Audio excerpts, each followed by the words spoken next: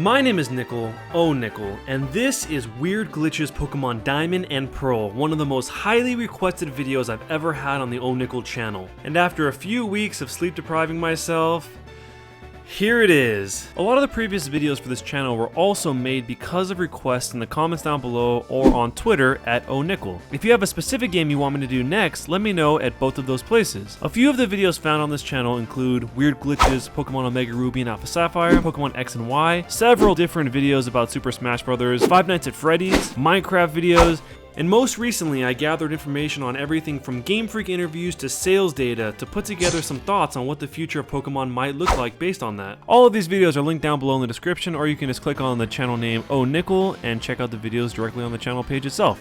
So let's kick Weird Glitches Diamond and Pearl off with the glitch involving the move Facade. Before I explain how to do the glitch, here's a preview of what it's going to look like. You can see here that Stunky's sprite starts rising little by little, and there is no legs to the sprite. It just kind of ends, so his legs are lopped off. Okay, now I'm going to show you how to do that. If you're not familiar with Facade, it's an attacking move that doubles its power if the user is poisoned, paralyzed, or burned. By leveling up, only a handful of Pokemon can learn it, but by TM, almost any Pokemon can learn it with the exception of Unknown, Wobbuffet, Wynaut, Kricketot, Burmy, Tynamo, and Spupa. So in this case, I taught Facade to a good old reliable Stunky. The trick to pulling off the glitch to the extent that it is in the preview is that you have to be in a situation where you are so underleveled you can use Facade multiple times and not feint your opponent, and your opponent can't be able to feint you either.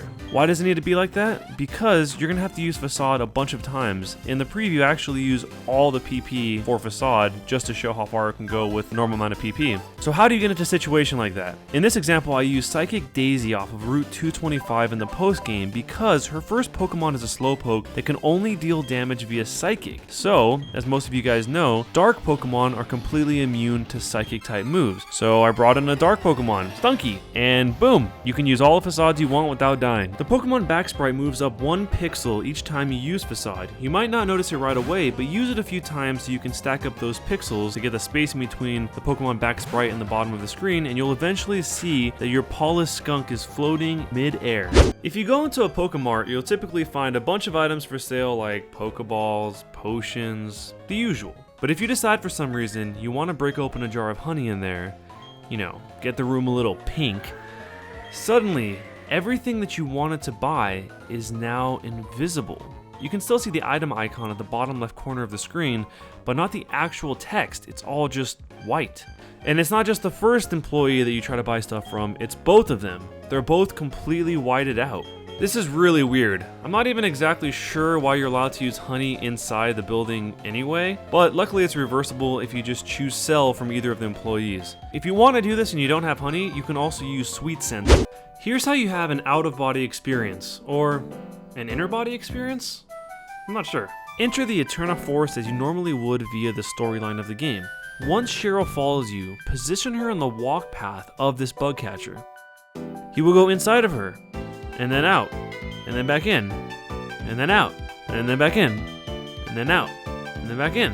Tired of your friend being the only one inside someone? Well, I got something for you too. Remember your rival Barry?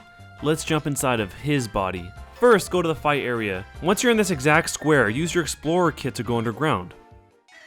If you turn the game back on during a Saturday or a Sunday and you choose to go back up on the same square you left off on, you will come back up above ground, but you will be on top of Barry. I'm changing directions without leaving the square quite yet so that you can see Barry's character sprite sticking out of my character sprite. And if you don't want to wait till the weekend, you can also, just change the time on your DS. Both Pokemon Black and White and this game, Diamond and Pearl, have an unintentionally useful glitch for breeding, and they're completely different from one another. You can check out the glitch in Black and White in the video for that on this channel, but this one's a lot easier because it requires far less setup. It'll definitely take a few tries though if you've never done it before. You need to have an egg and another Pokemon in the same slot but in adjacent boxes in your PC. Use the left and right triggers to move between the boxes, but try to time your box switching with the scrolling of the properties in the bottom left corner. If you can time it so that you switch boxes at the exact moment when your Pokemon's properties are changing meaning going from the item to the ability to the nature and so on, then you'll be able to see properties of the egg you weren't supposed to be able to see until attached.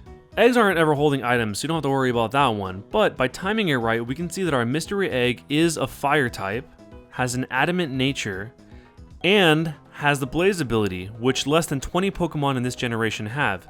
Even if you already knew exactly what Pokemon it was, but you're trying to breed for a particular ability or nature, this will save you a ton of time.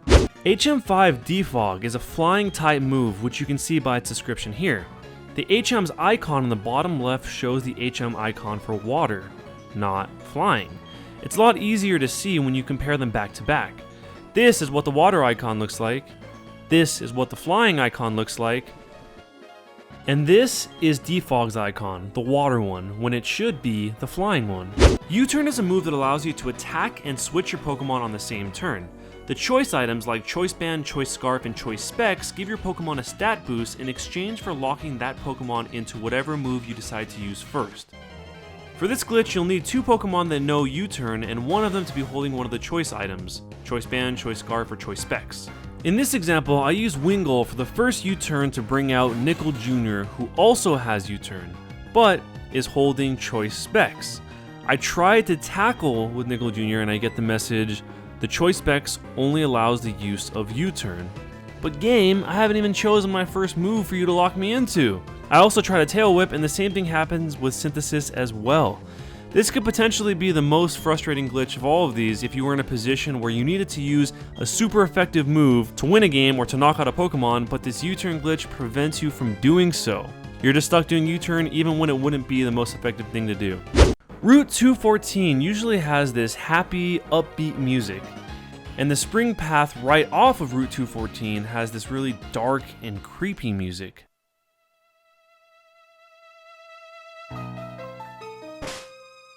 But there's a glitch where if you open your bag and view your TMs and HMs while on the spring path, it will halt the music altogether even when you go back into Route 214. It's just completely silent. All that happy music is gone. It's just an awkward silence now.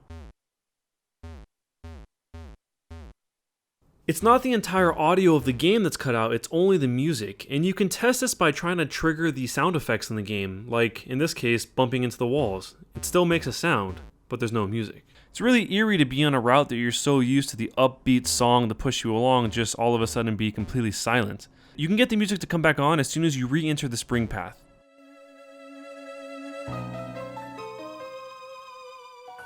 At Jubilife TV in Jubilife City, there is a hiker on the second floor that wants to dress your Pokemon up. When he asks you, I will snap a photo when you're done, you will do this, won't you? Choose yes.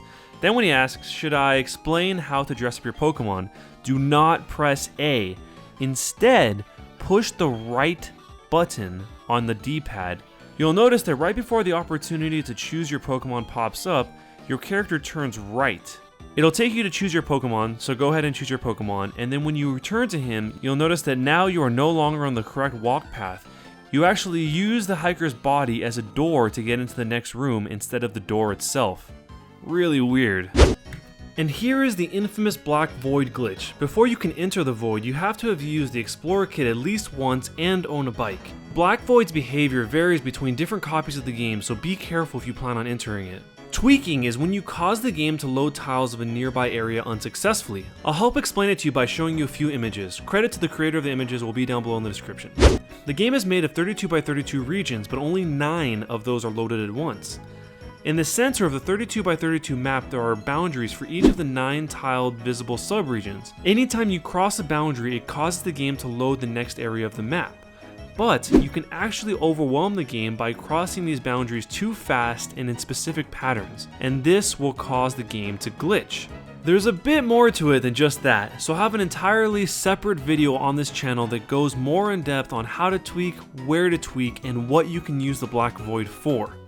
When you do this, the most common occurrences will be 1. The game freezes, and this is the most common outcome, but it's not just a freeze where the music keeps going, you're actually stuck and the entire game freezes including the music. 2. An invisible wall appears. For some reason the game will let you see the rest of the map, but you can't access it because of an invisible wall that is put into place. 3. Seeing the Black Void but not being able to enter it. Sometimes it will appear but you won't be able to enter it because there is also an invisible wall that won't let you pass. Finally, there is of course the outcome where the black void appears and you are also able to enter it. But like I said earlier, it will all be explained in a separate video on this channel where I'll enter the black void and explore the secrets found within it. If you tweak and you don't like any of the previously mentioned outcomes, with the exception of the game freezing, you can reset it to normal by just crossing another loading line and coming back. I wouldn't suggest trying it yourself until you watch the next video because it can be dangerous. And there you have it, Weird Glitches Pokemon Diamond and Pearl. If you enjoyed it and you'd like to see more, let me know by giving the thumbs up button down there a Bruce Lee style 1-inch punch. Since Gen 4 is widely known to have a ton of glitches, being the first Pokemon game for DS and all, let me know if you've ever experienced any of these glitches before while you played the game in the comments below. If not, what was your favorite glitch from this video? If you're new to the channel, there are a lot of other videos to check out here, including more weird glitches, let's plays, and a video of me playing games with strangers on Omegle. I'm sure you'll find something you like here. Thanks a lot for watching, guys, and I'll see you next time.